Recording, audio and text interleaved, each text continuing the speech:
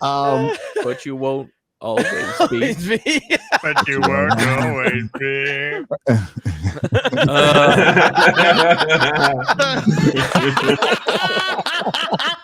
Oh, that is so terrible out of context. Oh no! Not a good so look, bad. Disney. Not a good look. Nerdrotic.com. In all fairness to Leia, though, in Star Wars, when Luke is torn to pieces because Obi-Wan's been killed, I just like the way that Leia was consoling him and still keeping up the pretense that they never knew each other. Yes. Leia, you are amazing.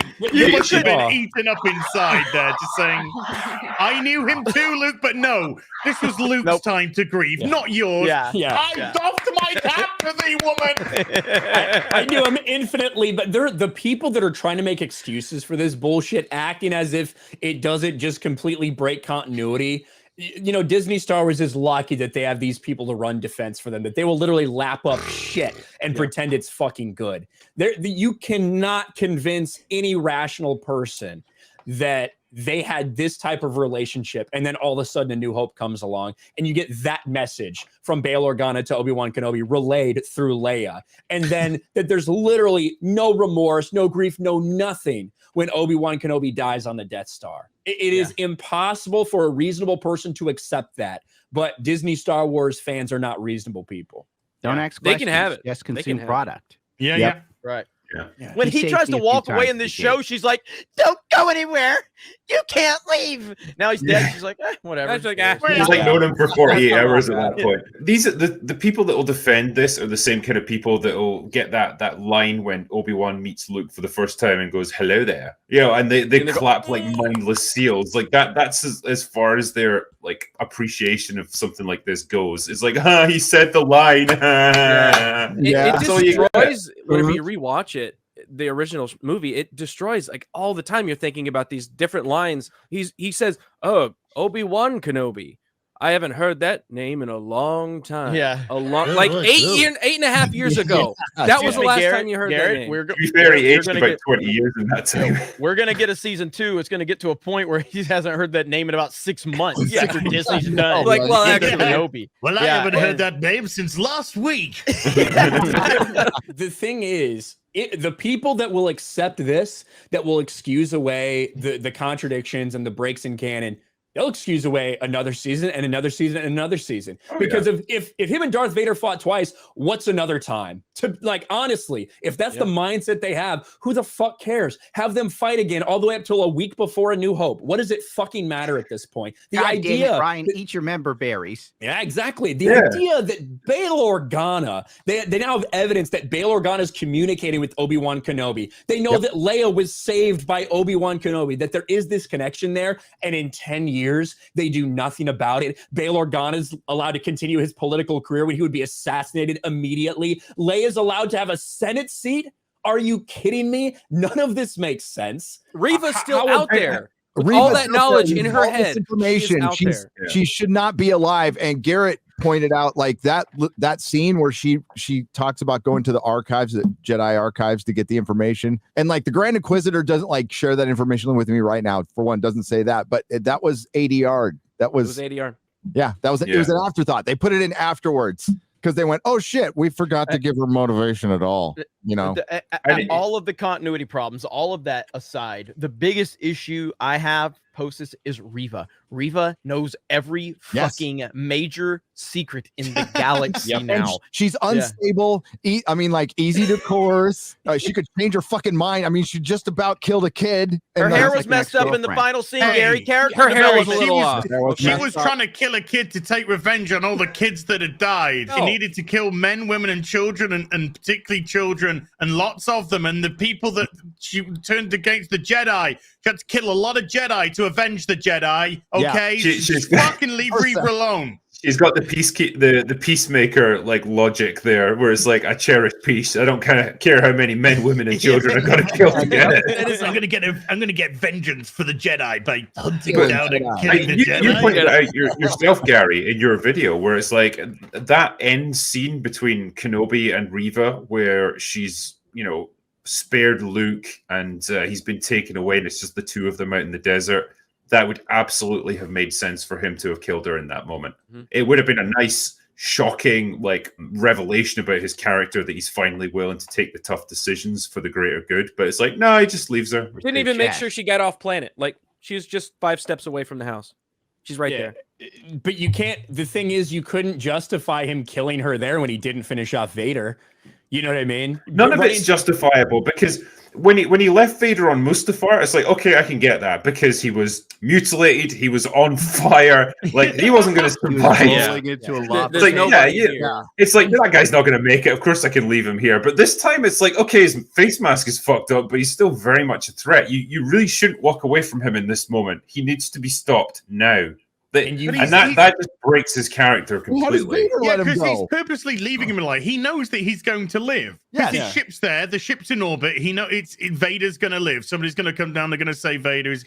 They're going to stick him in a back to tank, and in 5 minutes he's going to be fine, because that's what back to tanks do nowadays. I feel we're robbed of another back to tank. According to Star Wars, I want to see them all. I want to see Kenobi, Vader, the Grand Inquisitor, Reva. I just want them like at a spa. Like at a spa. They're all just in the background.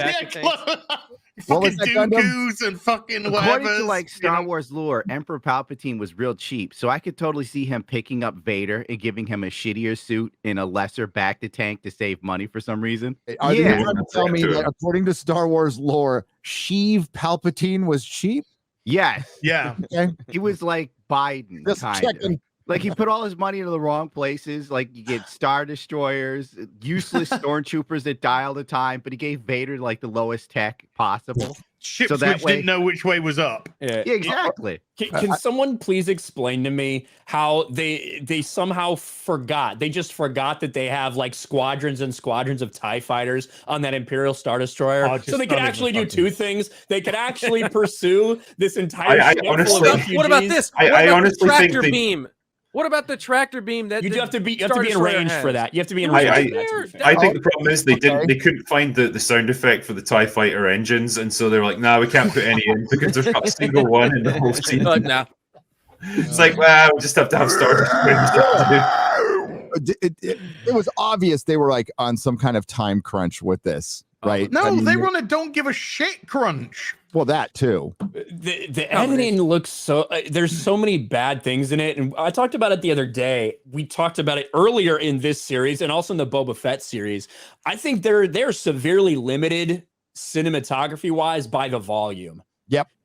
Anything where they have to travel distances, like any sort of chase scene, I think it's terrible. I think that is really preventing them because the way it has to be filmed. So you see people moving at weird angles that don't really make any sense because they're trying to make it look right. Obviously, everything else is fucked up about this show too.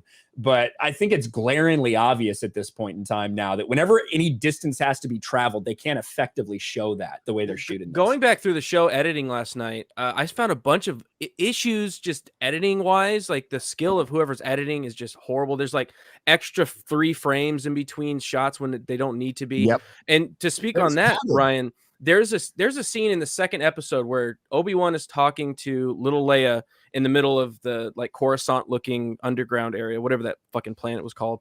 And the background, he takes Leia, they walk off away from camera. Literally, the next shot is Riva walking in to the same location, and then the Inquisitors walking from the location that Obi-Wan was just at. Like the same set, same background, everything. So they didn't even move cameras to try and make it look like a different location. They were just like, people aren't going to notice the background. No, doesn't change at all. Adding for time. There was a good 15 minutes of arriving, staring, doing shit that they did not need. And Chris Gore went off, rightly so, on a chair that was in that refugee ship, and like it wobbles. Their shit wobbles when they get off it, like it's some chair in an office or something like that. And this is fucking Star Wars. Like it was known for its props. They would have been buckled in seats in a ship. Even if there's fake gravity, you're gonna get thrown, especially when the ship's like, well, it's slowly looking like this. God, that was terrible. My God, that was terrible. That whole chase. And they tried to throw in a little bit of Empire music in there too. I was like, oh, fuck you. Oh, no. They've like forgotten that they're in space, and there's actually like several ways they could go other than drifting slightly to the left and right. Increase firepower. Listing lazily to the left. This more. Yeah. And another thing that just from this series in general, and it's not new to Star Wars, it's been a problem. I think it's been a problem legitimately ever since they brought Darth Maul back.